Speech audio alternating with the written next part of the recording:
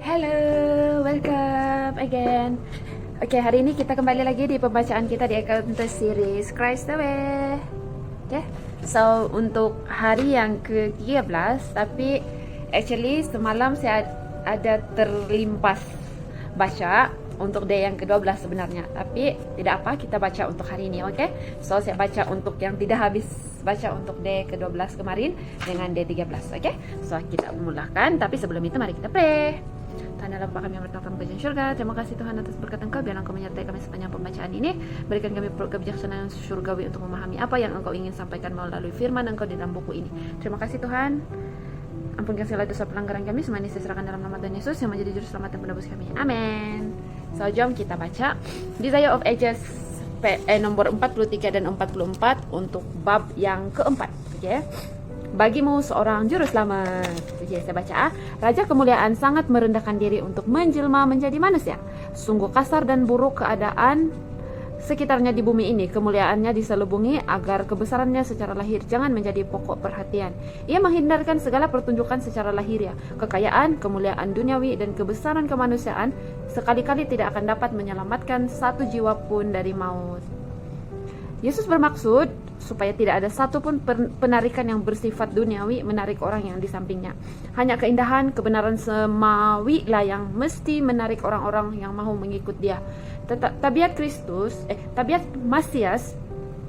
Mesias sudah lama diberitahukan dalam nubuatan, dan ia menghendaki agar manusia menerima dia atas kesaksian firman Allah. Malaikat-malaikat bertanya-tanya dalam hati mengenai rencana penebusan yang mulia itu. Mereka menanti-nantikan untuk mengetahui bagaimana umat Allah akan menyambut putranya yang berpakaikan jubah kemanusiaan. Malaikat-malaikat datang ke negeri umat pilihan itu. Bangsa-bangsa lain sedang menganut kepercayaan yang bukan-bukan dan menyembah berhala. Ke negeri tempat kemuliaan Allah telah dinyatakan dan terang nubuatan telah bersinar. Malaikat-malaikat datang, mereka datang tanpa dilihat oleh Yerusalem, oleh para penafsir Alkitab yang telah ditentukan dan para pekerja dalam rumah Allah. Kepada Imam Zakaria, sementara ia melayani di depan mezbah dekatnya, kedatangan Kristus telah diberitahukan. Sang pelopor sudah lahir, pekerjaannya diperkuat oleh mujizat dan nubuatan. Berita tentang kelahirannya dan arti tugasnya yang indah itu telah tersiar kemana-mana. Namun Yerusalem tidaklah bersedia untuk menyambut penebusnya.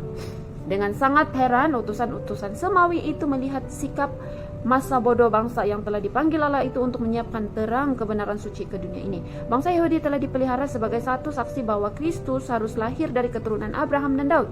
Namun mereka tidak tahu bahwa kedatangannya kini sudah dekat. Di dalam bait suci, korban-korban pagi dan petang setiap hari menunjuk kepada anak domba Allah. Namun bahkan di sini pun tiada persiapan untuk menyambut dia.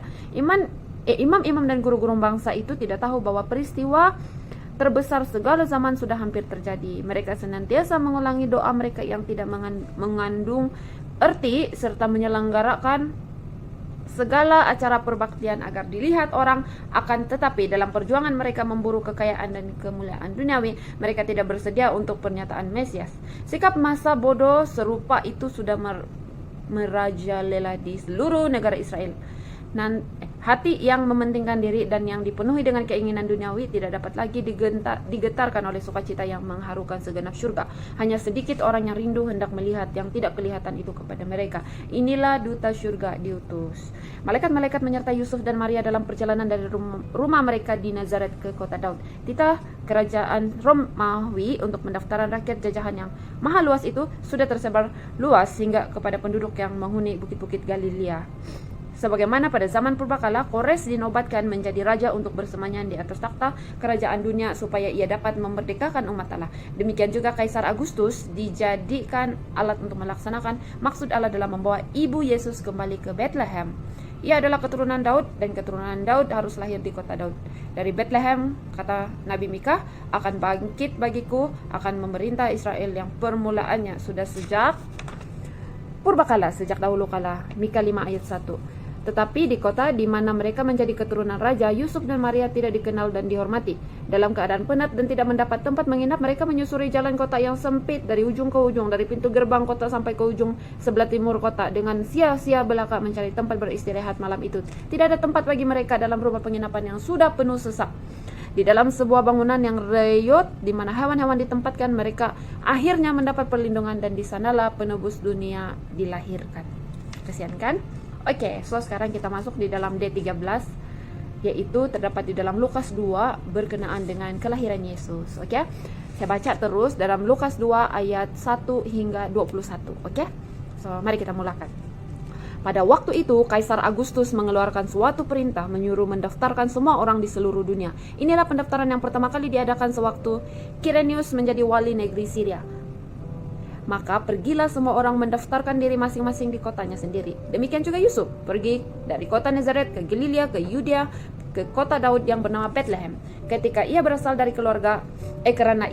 keluarga dan keturunan Daud. Demikian juga Yusuf, supaya didaftarkan bersama-sama dengan Maria, tunangnya yang sedang mengandung. Ketika mereka di situ, tibalah waktunya bagi Maria untuk bersalin. Dan ia melahirkan seorang anak laki-laki, anaknya yang sulung, lalu dibungkusnya dengan lampin dan dibaringkannya di dalam palungan karena tidak ada tempat bagi mereka di rumah penginapan. Di daerah itu ada gembala-gembala yang tinggal di padang menjaga kawanan ternak mereka pada waktu malam. Tiba-tiba berdirilah seorang malaikat Tuhan dekat mereka dan kemuliaan Tuhan bersinar meliputi mereka dan mereka sangat ketakutan.